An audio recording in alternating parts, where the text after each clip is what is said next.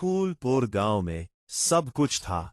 शांति थी, हरियाली थी और गोपाल बाबू जैसे मक्खी चूस इंसान भी थे। गोपाल बाबू के पास पैसों की कमी नहीं थी, लेकिन अगर उनकी जेब से एक भी सिक्का गिर जाए तो वो उसे ढूंढने के लिए टॉर्च की बैटरी दूसरी तरफ था। कन्हैया कन्हैया गोलगप्पे वाला था। उसका हाथ ऐसा चलता था जैसे जादूगर की छड़ी। उसके गोलगप्पों में स्वाद तो था ही, लेकिन उसकी बातों में उससे भी ज्यादा नमक मिर्च था। शाम का समय था। कन्हैया के ठेले पर भीड़ लगी थी। गोपाल बाबू अपनी लुंगी संभालते हुए आए। अरे कन्हैया भाई, क्या भाव दिए आज? आओ गोपाल बाबू, बस वही पुराना दाम है, 20 रुपए के 10, स्पेशल पानी और मीठी चटनी के साथ। ना भाई ना, 20 रुपए में तो 2 दिन सब्जी खरीद लो। लूट मचा रखी है, कोई डिस्काउंट विस्काउंट नहीं है क्या?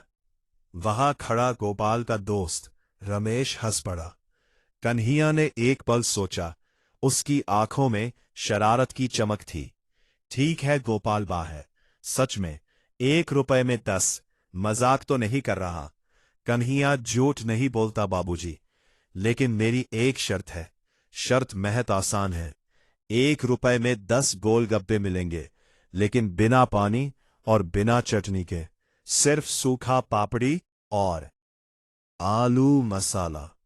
अगर आपको मंजूर है तो अभी खिलाता हूं। कन्हैया ने सूखा गोलगप्पा बनाया और गोपाल के दोने में डाल दिया। गोपाल ने पहले गोलगप्पे खाया, सूखा गले में जाकर अटक गया। उसने दूसरा खाया, अब उससे हिचकी आने लगी। आलू में कन्हैया ने चालाकी से सूखी लाल मिर्च थोड़ी ज्यादा डाल दी थी। अरे कन्हैया, थोड़ा थोड़ा पानी तो पिला दे भाई। माफ करना बाबूजी, डील तो डील है। पानी मांगते ही स्कीम खत्म हो जाएगी और 20 रुपए लगेंगे। गोपाल जिद्दी था। उसने जैसे तैसे खांसते चीखते हुए 10 सूखे गोलगप्पे खा ही लिया। कल फिर आना बाबूजी, स्कीम चालू रहेगी। गोपाल घर पर अपनी पत्नी सुनीता आस से शैकी भगा रहा था। सुनीता, तुझे पता नहीं है, मैं पूरे गांव में एकलौता आदमी हूं जो कन्हैया को 1 रुपए में 10 गोलगप्पे खिलाने पर मजबूर कर दी। शाम को गोपाल और सुनीता ठेले पर पहुंचे। आज भीड़ थोड़ी ज्यादा थी। कन्हैया वही 1 रुपए वाली स्कीम लगा। आज तो मेरी पत्नी भी देखेगी कि मेरा रुतबा क्या है। बाबूजी, आज आप भाभी जी के साथ आए हैं, तो आज की स्कीम थोड़ी अलग है।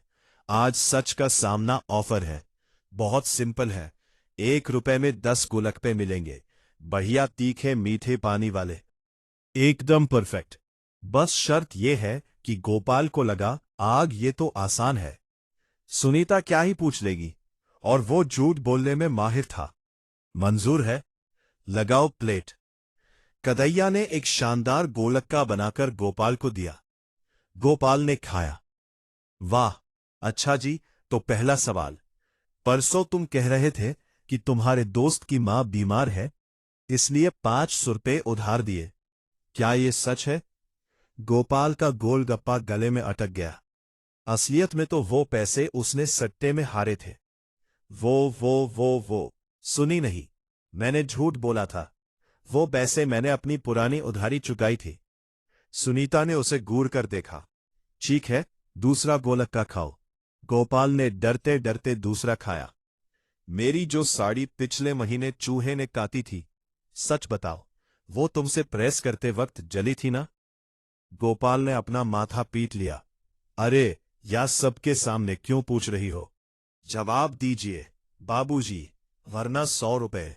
हाँ भाई हाँ, मुझसे जब बस मुझे नहीं खाने सस्ते गोलगप्पे। ये 1 रुपया मुझे 1000 रुपए के कलेश में डाल देगा। तभी कन्हैया हंसा और उसने एक प्लेट बनाई। उसने वो प्लेट सुनीता को दी। लीजिए भाभी जी, आपके लिए। और गोपाल बाबू, आपके लिए भी एक प्लेट, नॉर्मल रेट पर 20 रुपए। गोपाल ने हैरान होकर देखा, मतलब बाबूजी, आप 20 रुपए बचाने के लिए परेशान हो रहे हैं? पहले दिन गला जलाया और आज घर में झगड़ा मोल ले रहे थे। याद रखिए, सस्त अब चुपचाप 20 रुपए दो और इज्जत से खाओ। गोपाल को अपनी गलती का एहसास हुआ। उसने चुपचाप 20 रुपए निकाले और कन्हैया के हाथ पे रख दिए। कन्हैया, तूने तो मेरी आंखें खोल दी यार,